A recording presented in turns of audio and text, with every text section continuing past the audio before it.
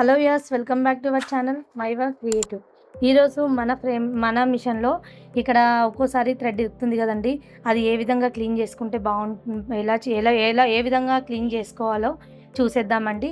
First వచ్చేసి frame back ఉంది కదా, ఆ ఫ్రేమ్ని మనం అనేది ముందుకు తీసుకొని ఈ విధంగా ముందుకు చేసేసుకొని ఇక్కడ నీడిల్ సింబల్ కనిపిస్తుంది కదా, నెంబర్ 1లోకి వచ్చేయండి. నెంబర్ 1కి వస్తే ఇక్కడ ఈ స్క్రూ అనేది ఈజీగా ఓపెన్ అవుతుంది.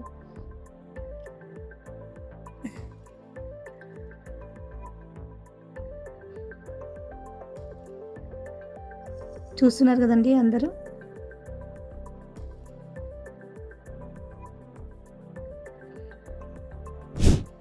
ఈ విధంగా ఓపెన్ చేసేసుకోవాలి. యాక్చువల్గా కొత్త కస్టమర్స్ ఎవరైతే ఉంటారో వాళ్ళకు కొంచెం ఐడియా ఉండదు. అలాంటి వాళ్ళ కోసం హెల్ప్ అవుతుందని చెప్పేసి ఈ వీడియో అనేది పెట్టానండి. ఇక్కడ ఓపెన్ అయిపోయింది కదా, నెక్స్ట్ వచ్చేసి 12 నెంబర్కి వెళ్ళిపోండి. ఇక్కడ సైడ్ కొంచెం ఫ్రీ అవుతుంది మనకి. ఇక్కడ స్క్రూ ఉంది కదా, ఈ స్క్రూని కూడా ఓపెన్ చేసేయాలి.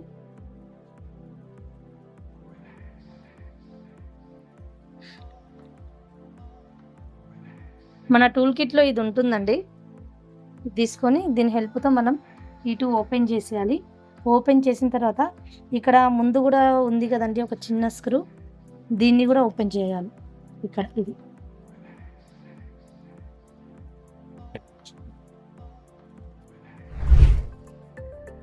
స్క్రూస్ అన్ని జాగ్రత్తగా ఓపెన్ చేసుకోవాలండి. జాగ్రత్తగా ఓపెన్ చేసుకొని ఒక దగ్గర పెట్టుకొని మళ్ళీ క్లోజ్ చేసేయాలి. ఇది ఉంది కదా, సైడ్ కనేస్తున్నానండి ఫ్రేమ్. ఇది చూడండి ఇక్కడ ఎంత డస్ట్ పడుతుందో.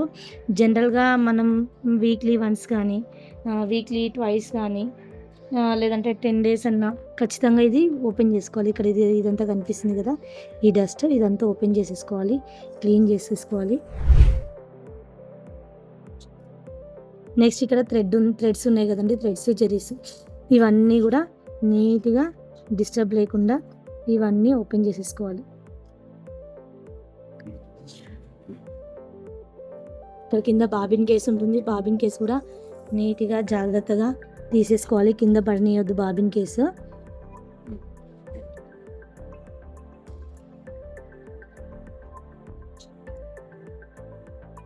ఇక్కడ లైక్ ఒక చిన్న బ్రష్ కానీ బ్రష్ ఉంటే బ్రష్ హెల్ప్ తీసుకోవచ్చండి, మన దగ్గర ఉంటాయి కదా.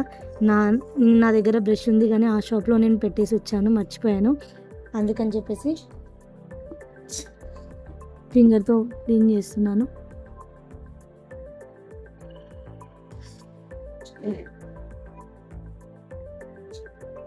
చూసారు కదండి, ఇదంతా నీట్గా క్లీన్ చేసుకున్నాను.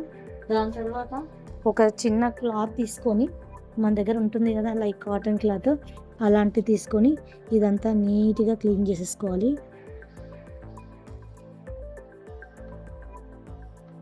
సాఫ్ట్ క్లాత్ తీసుకొని, ఎందుకంటే ఈ విధంగా బాగా థ్రెడ్ కానీ జరీ కానీ ఇక్కడ ఇరికినప్పుడు నెక్స్ట్ మనం డిజైన్స్ చేస్తాం కదండి, వేరే డిజైన్స్ జరీ ఎక్కువ పెట్టడం కానీ లేదంటే థ్రెడ్స్ పెట్టడం కానీ చేస్తుంటాం కదా వేరే డిజైన్ పెట్టినప్పుడు, అప్పుడు ఈజీగా అనేది కట్ కాదు ఇక్కడ బ్లేడ్లు.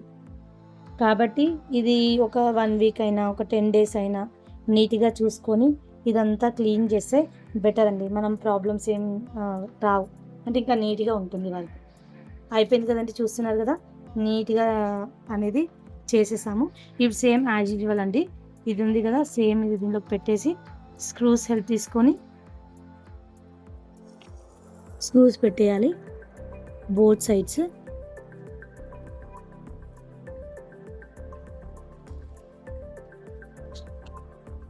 ఈ హోల్స్ ఉంటాయండి మార్కింగ్, దీనిలోనే పెట్టేసుకొని ఈ విధంగా పెట్టేసుకొని మళ్ళీ ఒకసారి టైట్ చేసుకోవాలి.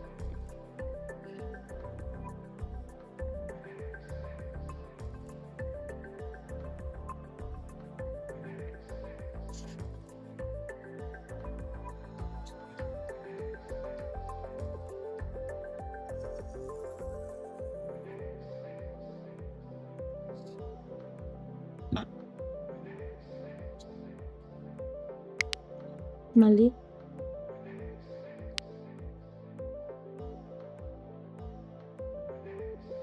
టైట్ చేసేసుకోవాలి.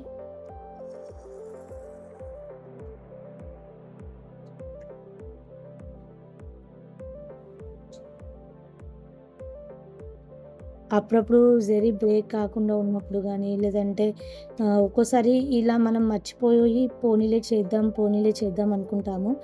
నిదానంగా చేద్దాము అనుకుంటాము. అలాంటి టైంలో ఏమవుతుందంటే, మనం వేరే బ్లౌజ్ ఇదంతా చూసుకోకుండా, నీట్‌గా చేసుకోకుండా బ్లౌజ్ వేరేది పెట్టేస్తాం కదా! అలాంటి టైంలో మన క్లాత్ ఇరుక్కోవడం గానీ, థ్రెడ్ చిక్కుపడడం గానీ, ఆ విధంగా అయిపోతుంది. మనం ఏమనుకుంటాము, థ్రెడ్ బాలేదేమో, లేదంటే మనం యూజ్ చేస్తున్న జరీ బాలేదేమో, వర్క్ బాలేదేమో అని చెప్పి ఇట్లా డిఫరెంట్‌గా అనుకుంటుంటామండి. కాబట్టి అలాంటి టైంలో భయపడకుండా నీట్‌గా, జాగ్రత్తగా ఇవన్నీ చేసేసుకొని పెట్టేసుకుంటే ప్రాబ్లమ్ ఏమి ఉండదండి. చూసారు కదా! అది కూడా టైట్ చేశాను. ఈ విధంగా మనకున్న స్క్రూస్ అన్ని టైట్ చేసి నెక్స్ట్ మనం ఆన్ చేసుకొని మళ్ళీ వేరే డిజైన్ ఈజీగా పెట్టుకోవచ్చు. అందరికీ ఇది హెల్ప్ అవుతుందని అనుకుంటున్నాను. ఎవరైతే ఎంబ్రాయిడింగ్ మిషన్ యూజ్ చేస్తున్నారో వాళ్ళందరికీ. ఇంకేమైనా డౌట్ ఉంటే కామెంట్ సెక్షన్లో కామెంట్ పెట్టండి. మీకు కనుక ఈ వీడియో నచ్చినట్టయితే లైక్ చేయండి, షేర్ చేయండి, సబ్స్క్రైబ్ చేసుకోవడం మర్చిపోవద్దు. Thank you.